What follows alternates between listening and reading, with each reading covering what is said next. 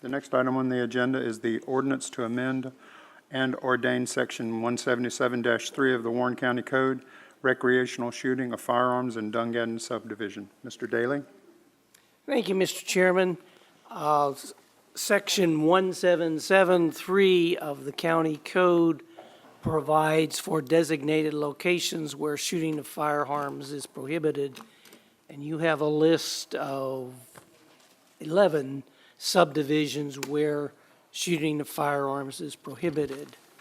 And you have a copy of the regulations concerning those firearms, and you also have a petition from 41, of the 62 lots of property owners in the subdivision requesting that this subdivision be added to designated locations where shooting of firearms is prohibited.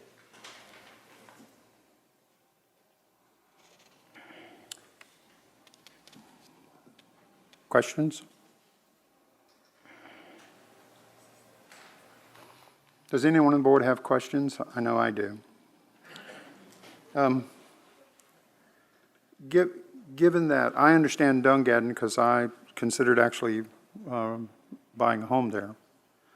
And one of the things that did concern me was that it was, lots were relatively small for what you were trying to buy. And when I look at the size of the lot, not trying to take away anything from me being able to own or not own a gun or shoot at leisure or not shoot at leisure, being safe or not being safe, I looked at it as a small lot. And if somebody was shooting there, I had a problem with that. That was the biggest problem that I had. I don't want to take rights away from anybody, but I want safety. I want safety above and beyond everything that we're talking about here today. So, Mr. Daly, do we feel, or does the people that are actually asking for this in Dungadin, do they feel that it's become so heavily populated that this is not a Second Amendment thing, it's a safety thing?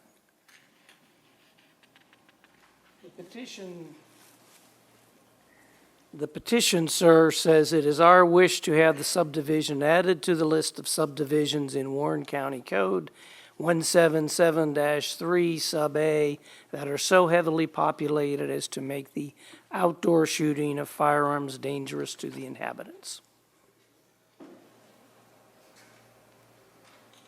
And 41 of 62 lots have signed the petition. Yes, sir.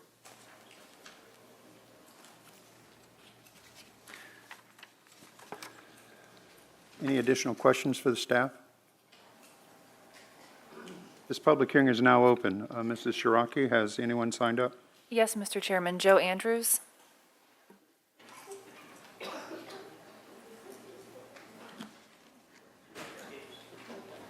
Mr. Andrews, you're like all over the place. Yeah, man. Got a lot of concerns about government overreach. We already have laws for this. There's laws about hunting within certain distances of occupied dwellings. There's reckless endangerment laws with firearms. We don't need another one. Here's the problem. You got 40 sub-signatures out of 60 people. What about those other 20 people? What if they want to shoot a raccoon that's in their trash can? And they can do it safely with a small caliber handgun with rat shot in it or something. Now we're going to have, what we're going to do here is we're going to open up a can of worms where neighbor one can call the police on neighbor two. And just because he discharged a firearm, even though he did it safely, he can go to jail. Possibly lose his firearms. Possibly lose his right to have a firearm. This is a slippery slope. And we're getting ready to hear about it in other communities in this county in coming months and weeks. And that's why I'm here to talk about it tonight, because this needs to be stopped right now and right here. I'll be back for the next one, too.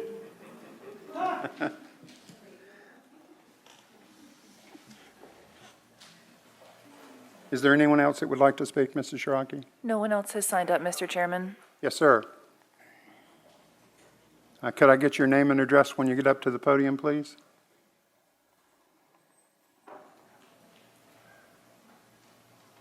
Scott Simmons, 76 Eldridge Drive, Front Royal. I'm here tonight to urge the board to approve the petition to ban the discharge of firearms in Dungadin subdivision. Some of the numbers that you gave, there are 44 property owners in Dungadin. Some of them own multiple lots. Out of the 44 property owners, 31 have signed, which equates to about 71%. And the reason some of them haven't signed is they are landlords and don't know where they might be. Homes are close, 200 to 300 feet on average. In most cases, in any direction, there is a home or street with children playing. And in addition to safety, the noise factor is another issue. One example is that a neighbor was having a birthday party for his 4-year-old daughter. Once the shooting started, she became scared, went back in the house, and would not return to her party. When the offender was asked to stop, his reply was, "I am in the county. I will shoot when I want." I urge you to pass this ban. Thank you.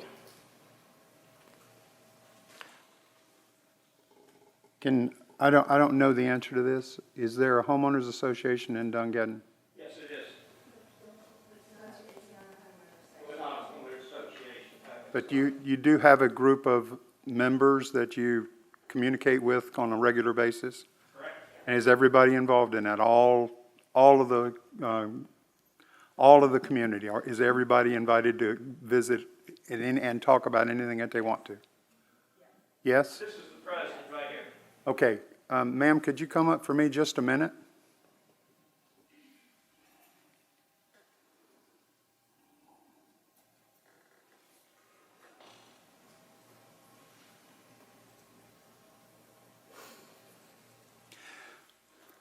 Hi. And your name and address, please? Dana Fogel, and I live at 510 Dungadin Road. Thank you, Dana, for coming up. I've got a couple of questions. Okay.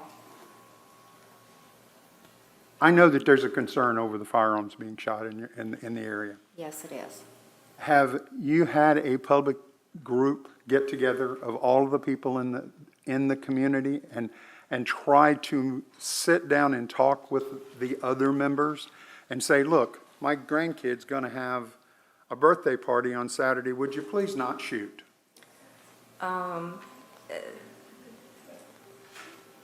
The people that are shooting, that's almost impossible to have conversations with them. They're younger. It's a younger generation. One of them has been in trouble with the law for a very long time. So, and they've had the law called on them multiple times up there for different things that have been going on. So really, you cannot talk to them. The mother is the one that owns the house, and she lives in Norfolk. So that's kind of out of the question about talking. Okay. We just have one entity that's caused this whole issue. Have you called the sheriff? Yes, they've been called multiple times to go up there. Have they actually come, and have they visited that particular person? They have come up there. Whether they have visited that person or not, I have no idea.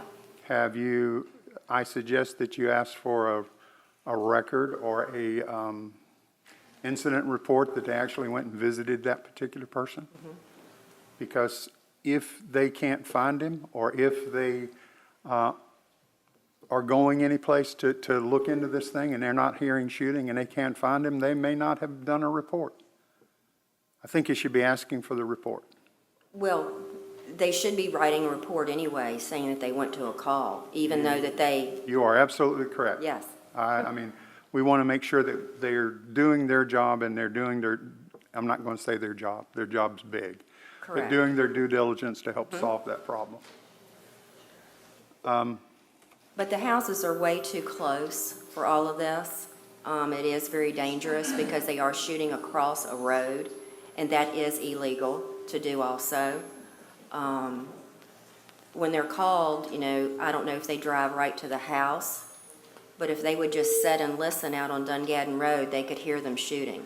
If they would sit and listen on the back road, they would hear them shooting. and then could go to the home. Have you reached your limit? As far as what? Have you reached your limit as far as you can't solve this problem on a local level, so you're asking the Board of Supervisors to solve it for you? Correct, because the neighbors that are around that house, they're wanting to sell their homes to move out because it's so dangerous. So this is not an issue of a nuisance with noise. This is a fear for your safety. Okay. And as far as other, nobody here is against people, gun ownership. It's just a simple safety and fear for life and limb. Correct, Okay. Okay. correct. I don't think I have any more questions. Thank you very much for coming up. You're welcome. Can I make one more comment? Yeah, your comment's heard. I'm perfectly happy with it, understanding that you would like it to be carried. I understand that. I mean, you are welcome to say it, but I just don't think it would be necessary. Thank you. Yes, sir.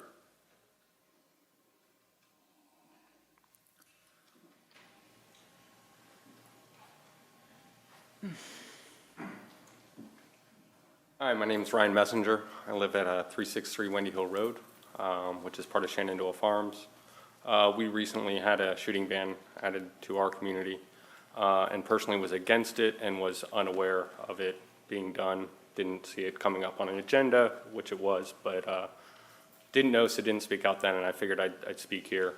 I want to agree with Joe Andrews that I don't believe this is going to solve the problem. If the gun owner is, or the person who's shooting is already shooting across a road, as was said, they are already breaking the law. And adding another law is not going to fix that. Enforcement is. So if they are currently not shooting safely and breaking the law and doing so, that needs to be enforced, not add other laws restricting other homeowners or possibly future homeowners. Thank you. Is there anyone else that would like to speak on this issue? Yes, ma'am.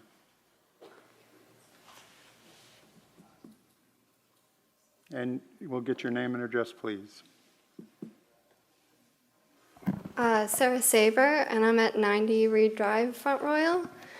And I hate to sound like a broken record, but I as well am part of a subdivision that passed a shooting ban seemingly behind closed doors with no notice. I'm sure it was posted, but what I find to be a little bit difficult is when we're not able to either be at the meeting, so they're at 7 p.m., I work an hour away, I can't always get here in time, I don't always know about them. And what this sounds like is it sounds like there's one particular neighbor, and this is a witch hunt to get shooting banned to shut the neighbor up. Seems like it's a younger individual who lives in a house owned by his mom, possibly. She doesn't live here. In my subdivision, there was an individual who came here and spoke to push the shooting ban through. And my concern is that that kind of a survey can be extremely misleading. As mentioned, certain individuals can sign it. They could own multiple lots. But also I think it's important to hear from the actual property owners and the full-time residents. I own my property, but if I rented it full-time to somebody, I would want their opinion to be considered as well, because it's whoever's actually living there. But most importantly, I feel like this is a neighbor issue, and I feel like certain people might be under the opinion that they can't just go knock on their neighbor's door. Well, maybe they can't. Maybe the sheriff needs to go hold their hand and knock on the door with them, but ultimately that's not for the Board of Supervisors to say yes or no. That's something that the neighbors need to decide, and if it's a safety issue, backstops are pretty good. You can get a 50-foot one. That's what they use in indoor shooting ranges, so it doesn't really matter how small the lots are. You can discharge a firearm safely in a very, very small portion of land, but that's all I have to say. Is there anyone else that would like to speak? Yes?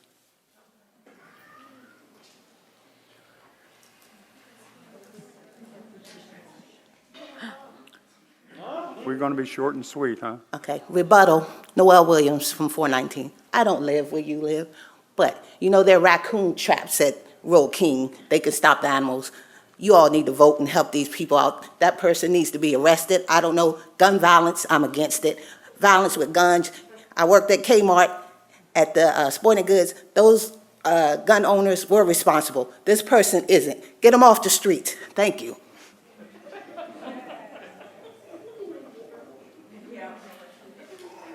Is there anyone else that would like to speak? Two. Right after this. Go ahead, ma'am. My name's Colleen Call. I live in Dungadin at 36 Brent Lane. There's an understanding here that there's only one neighbor that is doing this. There's more than one. They are on lots less than 1 acre, and they are reckless with their discharge of firearms. They're putting other neighbors' lives and actually mental health in Take a breath, please. in danger. I have a neighbor who doesn't wish to speak, but she is actually afraid to go outside in her yard because of this. And I just want it understood that this is not against gun ownership. I own guns, I shoot guns, and I do it in a safe way. I really appreciate your listening to us and appreciate your consideration in this matter. Thank you. Yes, sir.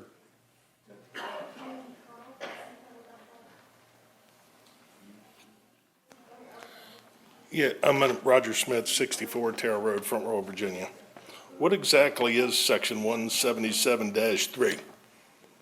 Can somebody tell us that? Because I'm sure it doesn't just address recreational shooting, does it? Just recreational shooting?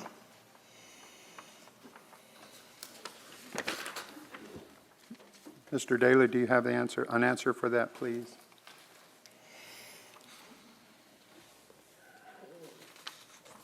This is an ordinance that provides all the shooting prohibited in designated locations, and it lists the specific subdivisions that have petitioned the board at various times to prohibit the discharge of firearms. There are signs erected, and it redefines the firearms. And then the other part of the section just has simply the shooting, discharging of firearms. So that's any discharge of a firearm, not just during The subdivision, recreational? sir. In the So subdivision. this would prohibit you from protecting yourself? No. No. If you discharge your firearm, are you violating 177-3? That's what I'm asking. So, Would you, that would be, I cannot imagine that you would be criminally charged with that. I understand that. I'm not the prosecutor, but that would boggle my mind that would I happen. agree also in Warren County to today. We have enough people that I think that would protect that from happening, but At the end of the day, the jury is what protects that from happening, so. that's correct. Okay, that was my question.